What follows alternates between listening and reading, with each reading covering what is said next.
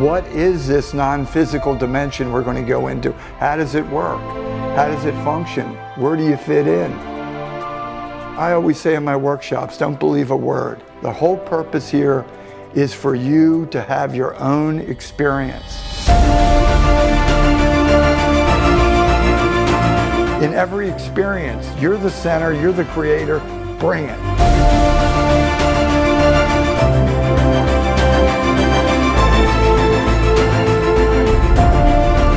Know what you are. Know yourself. It's a mind-blowing experience that you can't even adequately describe. It's so expansive.